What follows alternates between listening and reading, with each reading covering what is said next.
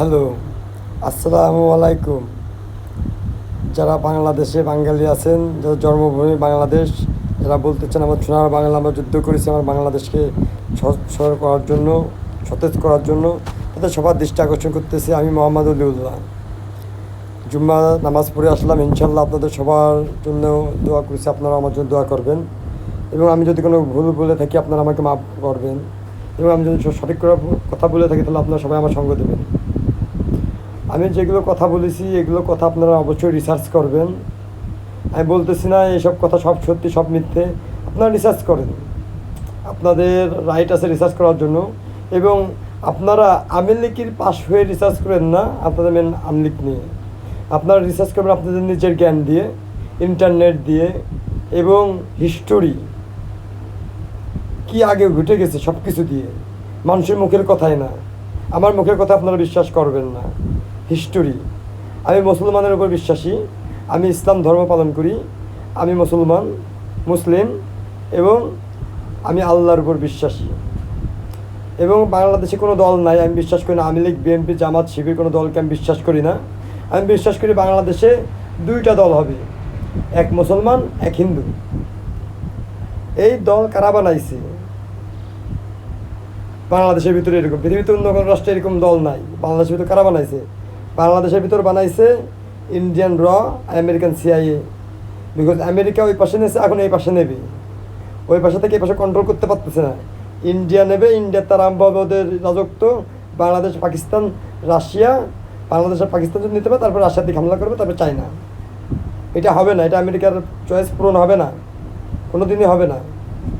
এবং ইন্ডিয়া যে ব্যাকআপ দিচ্ছে ও ভুলে গেছে, ওর আশেপাশে আমরা যারা ঘিরে রাখিছি তারা এটা কোনো দিনই হতে দেবো না।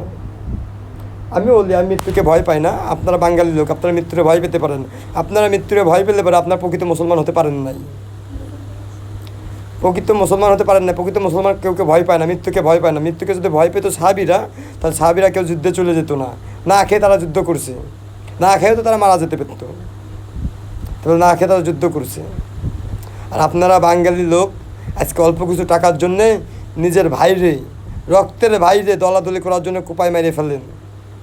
এর জবাব কি আপনাকে দিতে হবে না? অবশ্যই দিতে হবে, অবশ্যই দিতে হবে। আর এর সাক্ষী দেবো আমি আল্লাহর দরবারে, যে ওই যে ও আওয়ামী লীগ করতো, ওই যে ও বিএনপি করতো, ওই যে ও জামাত করতো, আমার মুসলমান ভাই ছিল ওইটি, ওরা কুপাইছে দূরে, যেটা কীরকম আমি বলবো। ঠিক আছে, আমি কেউর গায়ে হাত দিই না, আমি মার খাই, আমি কেউরে কুপাই না, আমি কূপ খাই, আমি কেউরে গুলি মারি না, আমি গুলি খাই। আমার নাম মোহাম্মদ অলিউল্লাহ। আমি আপনাকে এত রিকোয়েস্ট করতেছি, এত দাওয়াত করতেছি, আমি মরে যাওয়ার পরে আমি অনেক ভিডিও ছাড়িয়েছি নেটে, এই ভিডিওগুলো আপনারা রিসার্চ করবেন। আমি বলতে বলতে আপনাদেরকে হাঁপাই গেছি। বাংলাদেশের যত বড় বড় আলেম, ওলামা, স্কলার আছে তাদের সবাই বলতে বলতে হাঁপাই গেছি। যত বড় বড় নিউজ রিপোর্টার ছিল তাদের সবাইকে বলতে বলতে হাঁপাই গেছি। ইন্টারন্যাশনাল নিউজ রিপোর্টারকে বলতে বলতে হাঁপাই গেছি। আমার আর বলার মতো কিছু নাই। আপনারা সবাই সবাই বলেছিল না, পৃথিবীতে যদি একটা প্রকৃত মুসলমান থাকে তাহলে কিয়ামত আসবে না। প্রকৃত মুসলমান আমি খুঁজেই পাচ্ছি না, আমি খুঁজেই পাচ্ছি না। মসজিদে গেছি, ইমাম মিথ্যে বলে, ইমামের ভয় লাগে। ইমাম যদি সত্যি বলে তাহলে ইমামের ফ্যামিলির যদি মেরে দেয়, ইমামরা যদি মেরে দেয়, শেখ হাসিনা সরকার। আর্মির কাছে গেছি, আর্মি অফিসার ভয় পায়। পুলিশের কাছে গেছি, পুলিশ অফিসার ভয় পায়। হাইকোর্টে গেছি, জজ ভয় পায়, উকিল ভয় পায়। কে ভয় পায় না? বিএমপির কাছে গেছি, বিএমপি ভয় পায়। নুরুল হকরে কন্ট্যাক্ট করেছি, নুরুল হক বড় বড় চাটাম দেয়, চাটামবাজ, ভয় পায়। ভয় পায় না কে বলেন? এই জীবন নিয়ে সবাই ভয় পায়, আমি ভয় পাই না। এই জন্য আমি বলতেছি, আপনারা শর্টটাই মারতে চান না মারে, আমি এতদিন বলতে মারতে পারবেন না, চলে আসেন। আল্লাহ যদি কবুল করে নেয় ইনশাল্লাহ মৃত্যু আমারও লেখা আছে আপনাদের হাতে। শর্টটা আমি চলে আসেন, ঠিক আছে? আমি এই বলে রাখতেছি। এরপর একটা 5 মিনিটের ইংলিশে ভিডিও দেব। এরপরে আপনারা যদি মনে চায় আপনারা বেশি বেশি করে ভিডিও শেয়ার মারবেন। আমার যদি মনে হয় সামনে ভিডিও ছাড়বো, এবং আমি তো সব জায়গায় আছি, আমি সব জায়গায় যাই, আমি কোনো ভয় পাই না।